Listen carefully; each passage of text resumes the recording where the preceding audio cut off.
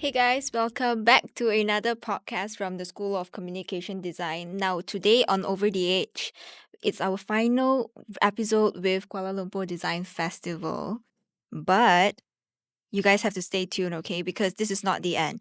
Before we get into that, remember to follow our socials. Remember to follow our socials on Instagram, YouTube, TikTok at over the edge underscore SOCCD and over the edge podcast on our Spotify as well as Apple Podcast users. Please stay tuned because it will soon be available to you.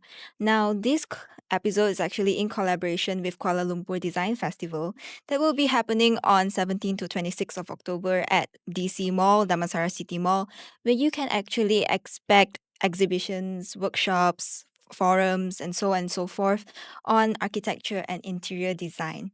Today, our special guest is actually someone that merges every, I wouldn't say every single thing, but it gives the users or the watchers their own perspective into her art.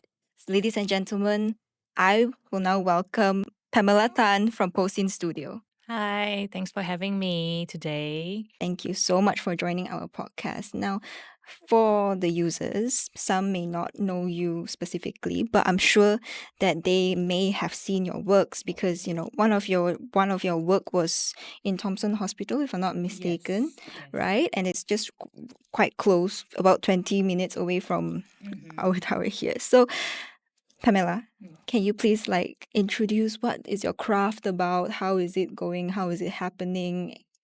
Oh, sure. Yes, I would love to share about what I do. So, I study architecture. So, architecture is my background, but also I love looking at meanings and how to engage people and connect with people with experience and senses and of course with art.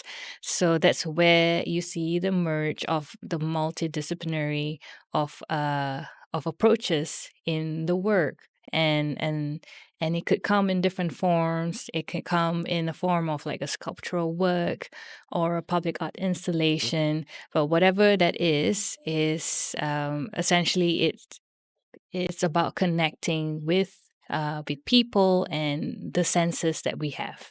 I see. So on your website you actually mentioned about subtle unseen. So is it applied to all of the projects or maybe like just one project that you actually want to convey?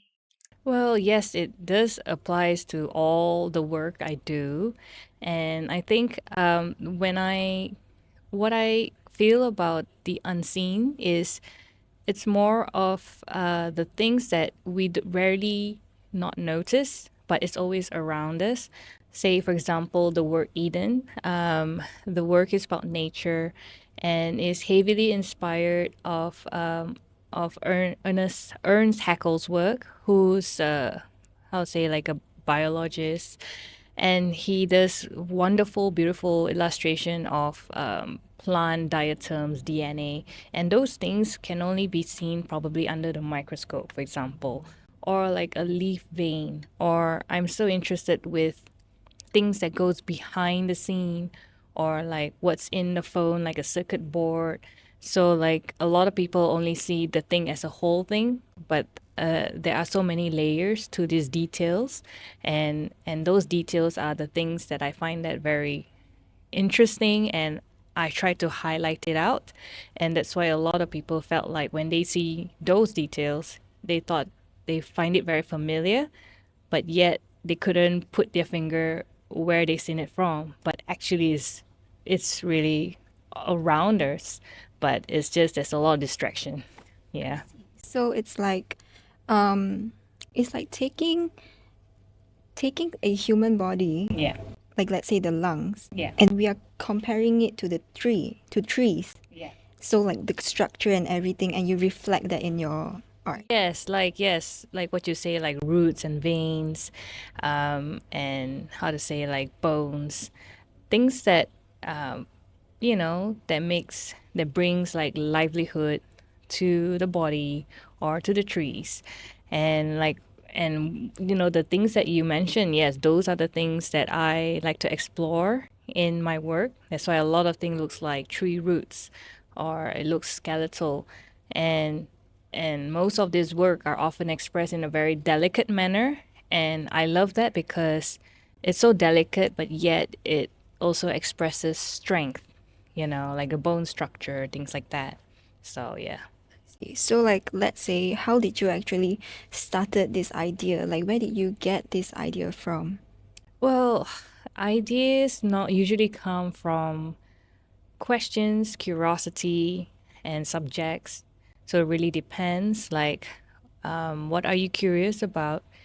Say, for example, at one point I was very curious about soil. Yeah, and then I was very obsessed about it. I know, I'm aware that it's very underlooked and people often associate it as dirt, but at the same time, it's very important. It represents so many things, even in religion wise, in spirituality wise, in medication wise, and of course in terms of like climate change and things like that. There's so many aspect areas into that. So and then I turned that into like my thesis in my architecture studies, and full blown went out obsessed with soil, like in terms of architecture, in terms of history, in terms of subterranean architecture, in terms of the scientific of it, and the larger problem, which is soil erosion. So how do I address all of this at once, and then at the same time turning it into a project? So that's how showing an example how like a simple question and curiosity could unfold so much more and turn into a work itself, a body of work. Yeah. Actually, like after you mentioned about the soil part, it actually it it just I would say like hit me, Yeah. right? Like everyone is focusing on the architecture, on the shape itself and Yeah. stuff, but we don't pay attention to the soil. Yes. Right. So that means that your work is actually based on what is in within, which is why people would feel connected to it. Yes, I think that's why. I think a lot of people like to look at what is the function and the purpose, or in the say right nowadays like the economy sense, like what kind of revenue and profit should I bring? But then I think the larger question is what how do we connect with what is important in terms of like our humanity aspect, and our environment aspect, and those are the missing elements, like connecting with community, connecting to our environment around us that is missing, and that's what's lacking, because right now it's like we're more connected to our phones or TV screen, things like that. And I think a lot of people now yearn to connect with the basic things of life, like nature, human connection. So I think these are the questions that we should look into it, and then that's where the other aspect of like the function and practicality comes in after that. Yeah. So based on all of your projects up till to date, which is your biggest project that you have ever done? The largest work in terms of scale, I think, well, there are two. I mean, in terms of public art installation, that would be Eden, and that's my very first public art installation. And the other one is the community badminton court mural. I did for PPR community, Sri Tioman, and it's very spontaneous kind of like idea. Actually, I was invited to just do a simple wall mural and for this community. But then what again, this is where the architecture discipline comes in. Like when you come in, when you observe around, you notice the people who lives in there, and they have this abandoned badminton court, and it's their only open space within that fine, very like confined space, and then there's motorbikes like parking over it, but you can still see like the kids in there, the children in there, trying to use those court to play around, right? So then that's where I suggest to the resident where maybe we could try inserting some colors to the badminton court while still maintaining the court outline, and then get the residents and volunteers to paint it. I get Nippon Paint to sponsor the paint, and they say yes, let's do it, and we got everyone participate, and I think seeing them painting it, it's not perfect, but seeing them painting it, I think it gives them a bit of a, how to say, decision and power that, like, oh, I do want to make this change. I want to paint. I want to be involved in this. And I think that's quite powerful. And when it's done, somehow it changes things. Like the neighborhood no longer park their motorbike on it. And then you see kids like started to rollerblade around this area. And I think these are some of like the simple things where how much design could actually, and art plays a role and change the context through like a simple observation around you. Yeah. This is interesting though, because your work has mainly been like building stuff, crafting Yeah. structures, right? But when I saw like the badminton court, there's a lot of colors and everything, and the lines and everything. So how did you suddenly get the idea like, oh, I'm going to take this as my canvas. I'm just going to paint this and make it beautiful instead of like creating a full structure on a badminton court? I think because I think you have to understand like what is the context and what is the challenges.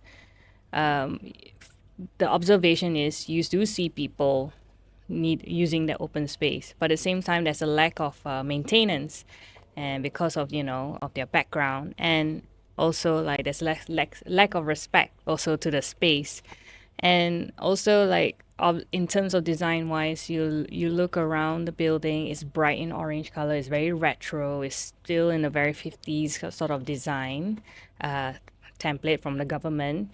So the design wise, like I propose something of similar theme, like it's okay, it's very retro yet playful, and the color still complements the orange and the mailbox or whatever elements around it, so it doesn't feel like it's so out of place at the same time.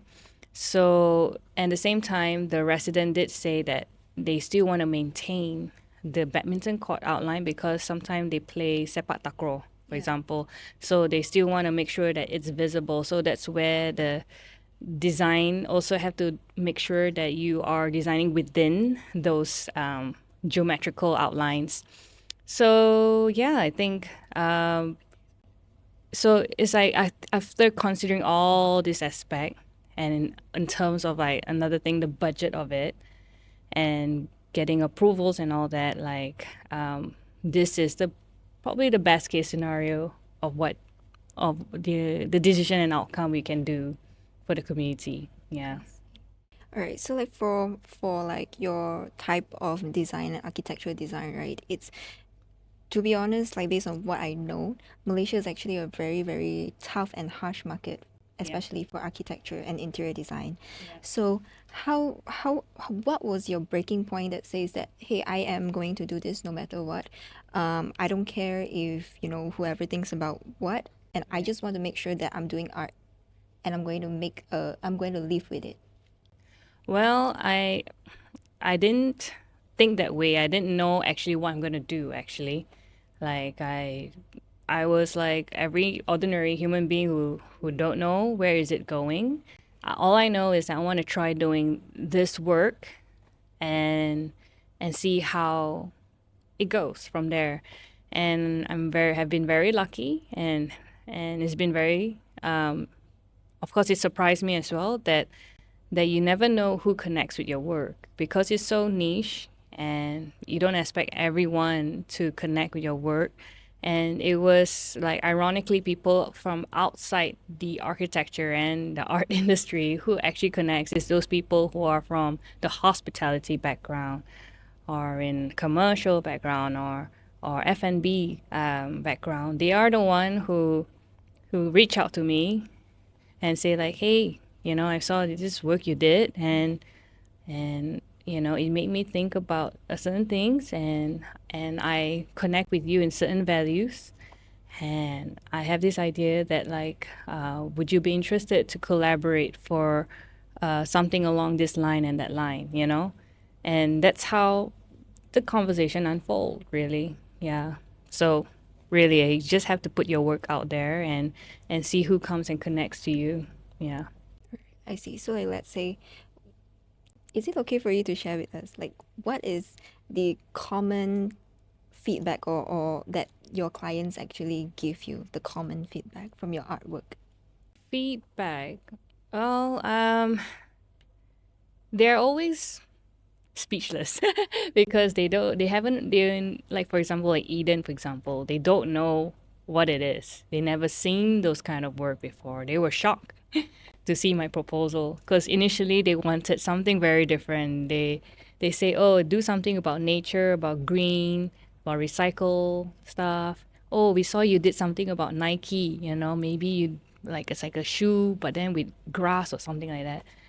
So I came with a entirely different proposal. I showed them like Eden in renderings. And so you have this gallery space. Let's transform it into a public art. And I shared them like my research, like where I draw inspiration. I tell a story to them, like the narrative behind it, and what's the experience like. And then they were, yeah, they don't know because they never seen it before, and it's nothing they ever done it before. And of course, I also convince them with prototypes. I do prototypes of the work and show them. And I think some of their doubts is like, can Malaysia do it? Because this is something that's always often done in overseas. And they wonder, does Malaysia have that kind of technology or capability to produce this kind of work? And that's why, hence the prototype I showed them. And then I yeah, and after explaining what the work means, and it's a public art installation, it's meant to be experienced this way, instead of having it like just a mere instagrammable, like a backdrop. Like, what if it leaves a deeper impression to people. So then, yeah, and then that's where they gave the green light and went for it. And I think, yeah, a lot of the clients that I work with, uh, they just don't know what to expect actually, where what I produce, and it always surprised them.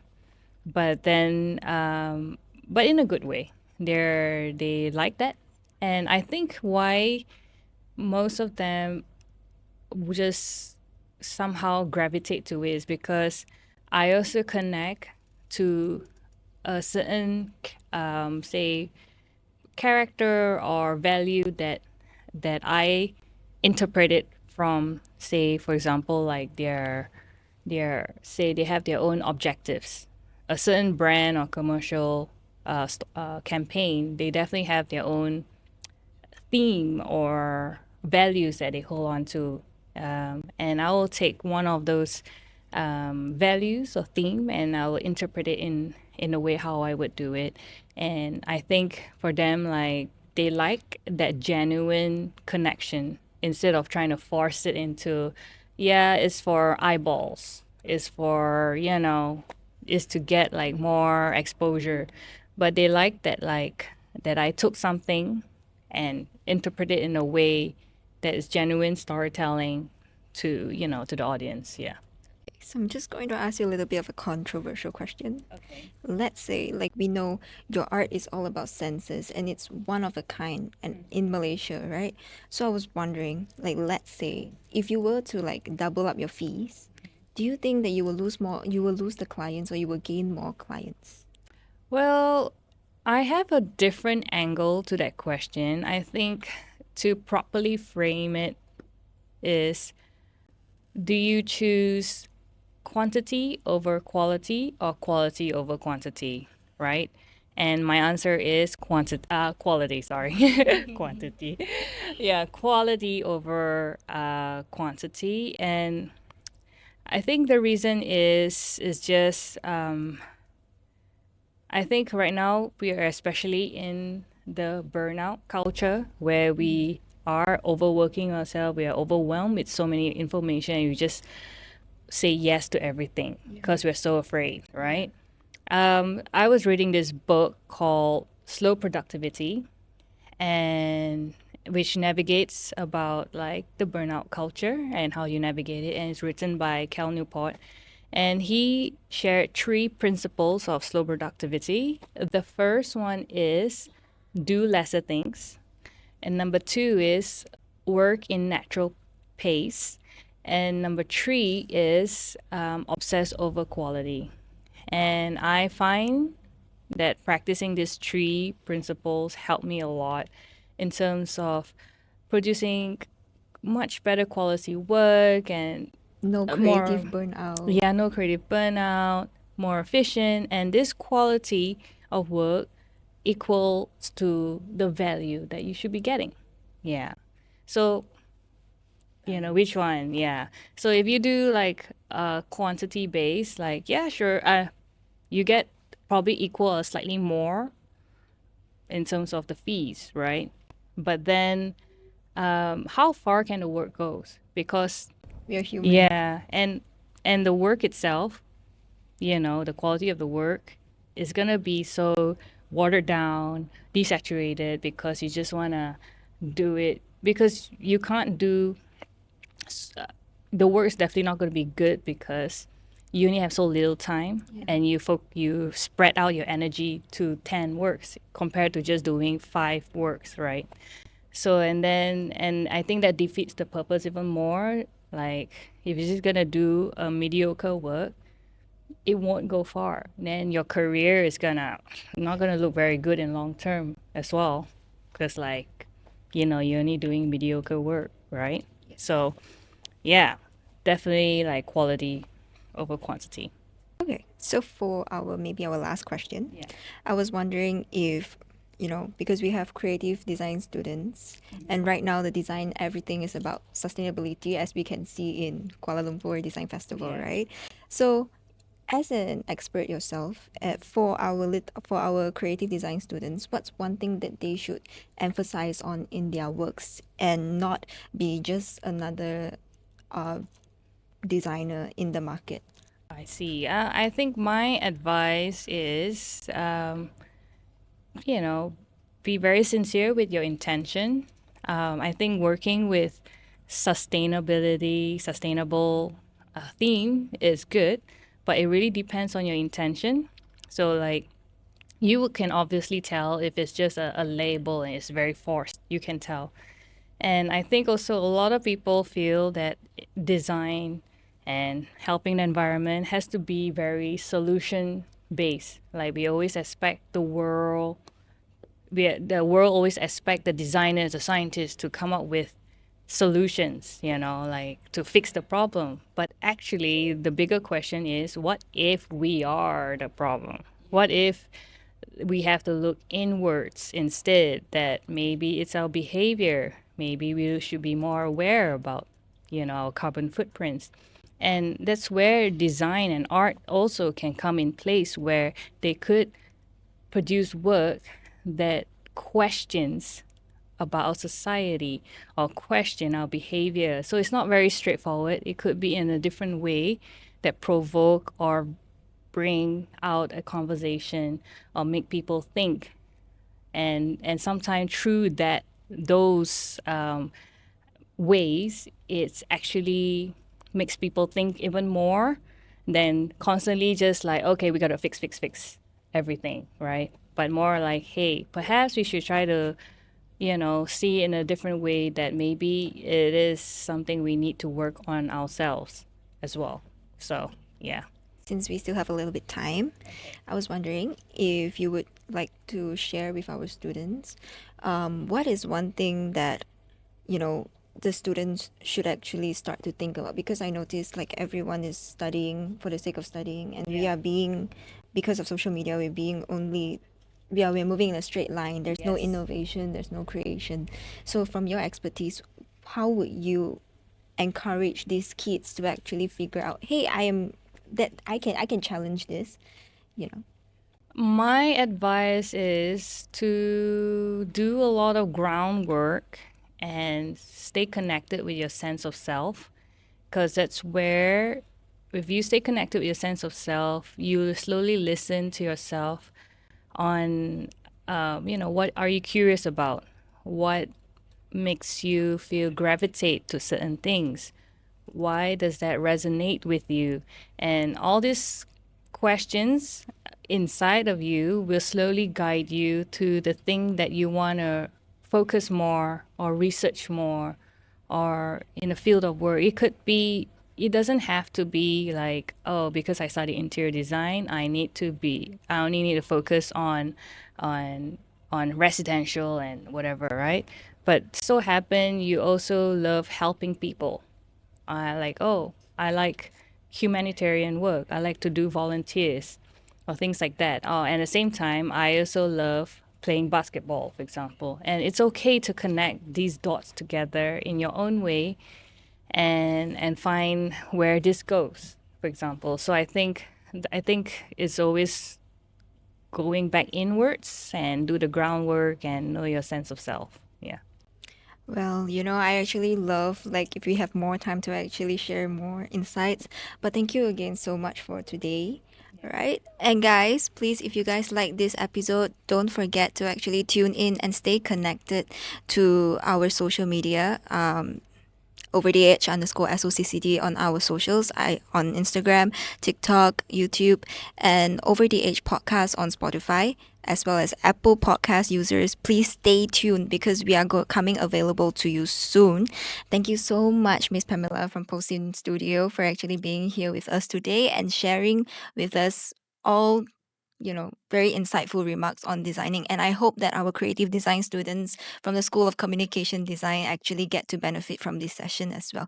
Thank you so much, and we will see you soon.